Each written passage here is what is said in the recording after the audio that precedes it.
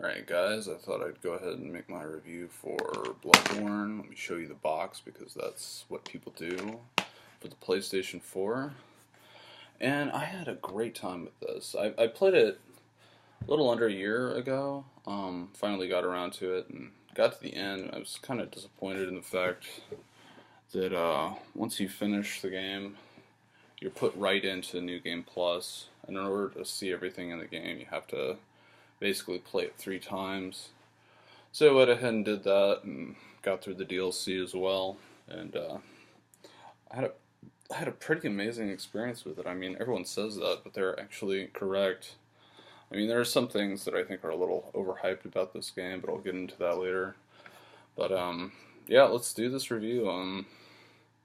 So on the story, I really didn't, a lot of people are saying that the story is magnificent and profound. I really don't see it. But then again, I spent my early academic life in literary philosophy, so profundity is kind of at a premium for me.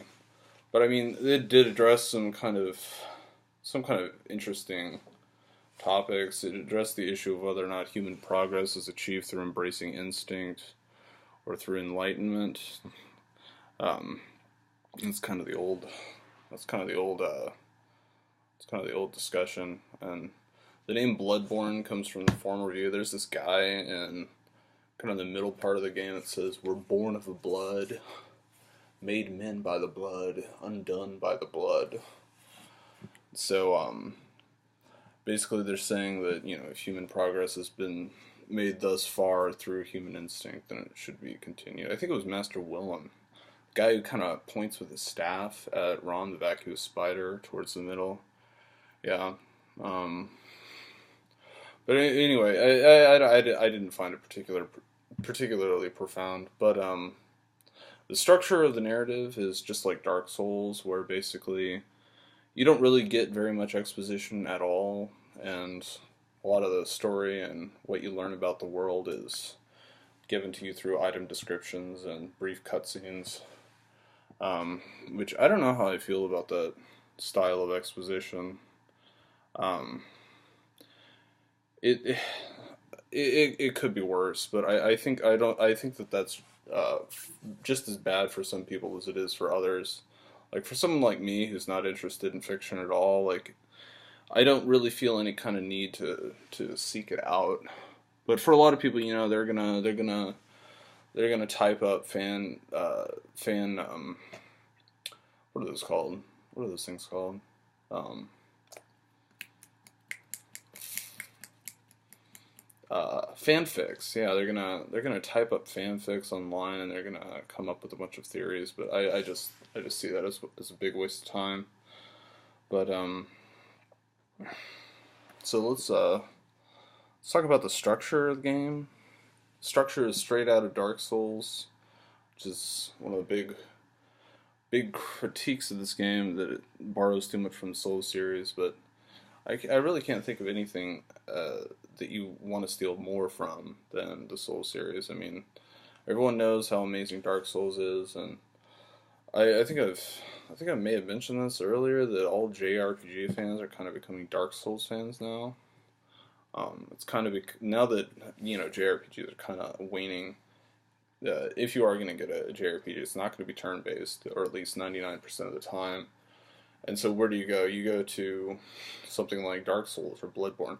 You're certainly not going to go to Tales, because the Tales series is basically garbage right now. Although I hear the new one is pretty good. But yeah, JRPG fans, or fans of RPGs, are kind of being forced into the Souls franchise right now, and I think that's a good thing. But the structure is straight out of Dark Souls. You have this hub world where you level up and you shop and warp to different parts of the world that you unlock.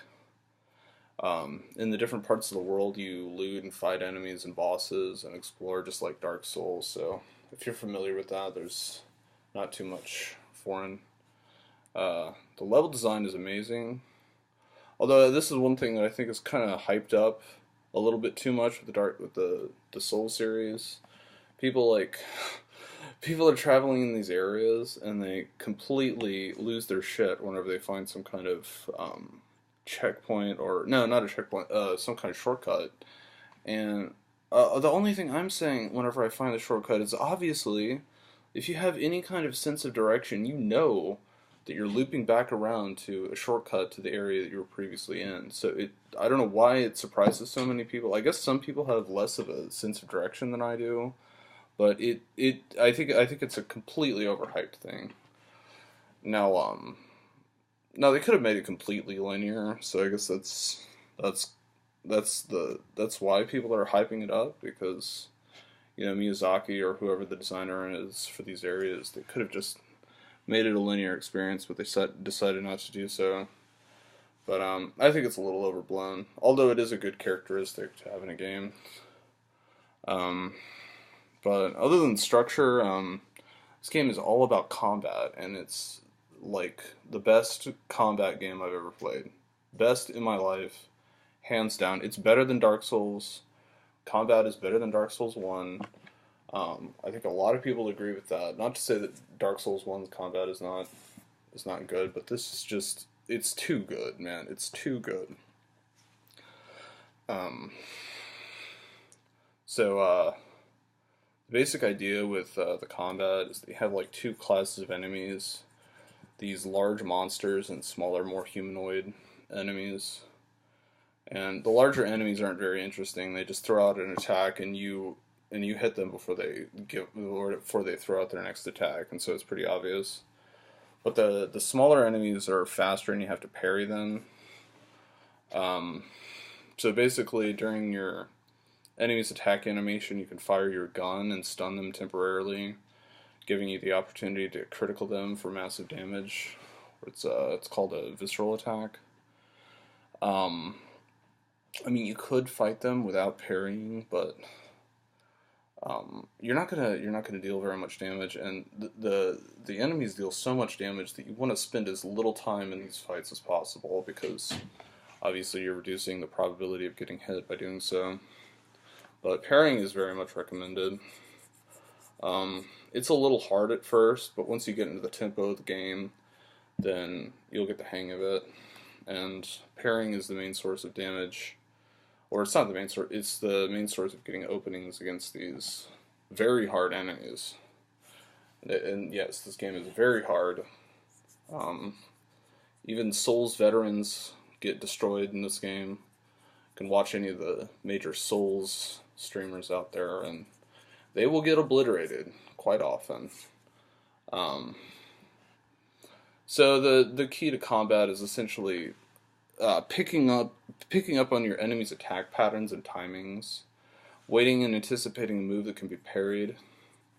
It's kind of like hacking. You kind of just observe their behavior, and at these key inflection points of the enemy's behavior, you can stun them and use a visceral for massive damage. You have to use your brain a lot, and you have to be very very observant in order to survive.